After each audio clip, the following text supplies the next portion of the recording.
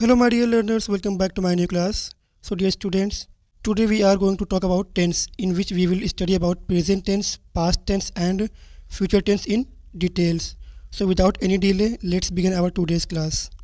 So tense start करने से पहले हम टेंस से रिलेटेड कुछ वर्ड्स जैसे subject, object, verb, helping verb, इन सब के बारे में जान लेते हैं कि ये सब क्या होते हैं और इन सब का यूज़ क्या होता है।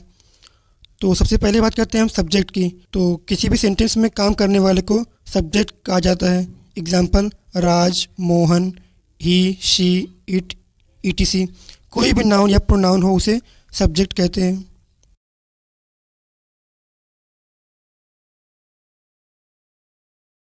तो अब बात करते हैं हम ऑब्जेक्ट की कि ऑब्जेक्ट क्या होते हैं।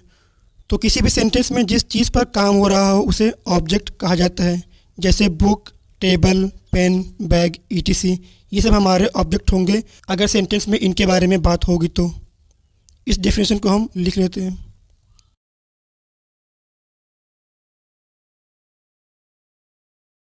किसी भी सेंटेंस में जिस चीज़ पर काम हो रहा हो उसे ऑब्जेक्ट कहा जाता है। Example pen, bag, table, ETC. अगर बात पेन की हो रही हो तो पेन वहाँ पर ऑब्जेक्ट होगी, अगर बैग की हो रही हो तो बैग ऑब्जेक्ट होगी, एंड अगर टेबल की बात हो रही हो सेंटेंस में तो टेबल हमारी ऑब्जेक्ट होगी। अब बात करते हैं हम वर्ब की। वर्ब क्या होती है? तो किसी भी सेंटेंस में किए गए काम को ही वर्ब कहते हैं। एग्जाम्पल सिंग, प्ले, रीड, ईटीसी। मतलब कि जो काम हम करते हैं उसे ही वर्ब कहा जाता है।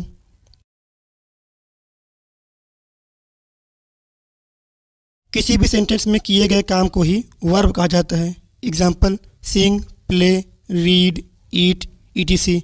मतलब किसी सेंटेंस में अगर गाने की बात हो रही हो तो गाना वहाँ पर वर्ब होगा, खेलने की बात हो रही हो तो खेलना वहाँ पर वर्ब होगा, पढ़ने की बात हो रही हो तो पढ़ना वहाँ पर वर्ब होगा, और खाने की बात हो रही हो तो खाना वहाँ पर वर्ब होगा। वर्ब की अपनी अलग अलग फॉर्म्स होती हैं जिन्हें हम हमारी फ्यूचर क्लासेस में डिस्कस करेंगे।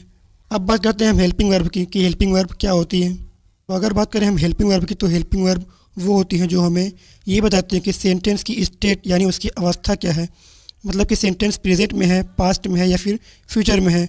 डिफरेंट स्टेट्स के लिए डिफरेंट हेल्पिंग वर्ब का यूज़ किया जाता है। जैसे प्रेजेंट के लिए इज़, एम, आर, पास्ट के लिए वॉज, वर, एंड फ्यूचर के लिए विल एंड शैल का यूज़ किया जाता है। इन सब का यूज़ हम आगे टेंस में करने वाले हैं। हेल्पिंग वर्ब वो होती है जो हमें ये बताती है कि सेंटेंस की स्टेट यानी उसकी अवस्था क्या है। तो बात करें अगर हम टेंस के टाइप्स की तो आप सभी लोगों को पता होगा कि there are 3 types of tense: present tense, past tense and future tense. इनके अंदर भी 4 कैटेगरीज होती हैं: indefinite, continuous, perfect and perfect continuous. इसको ईजिली समझने के लिए आप इस चार्ट को देखिए, समझिए और इसका स्क्रीनशॉट भी ले सकते हैं।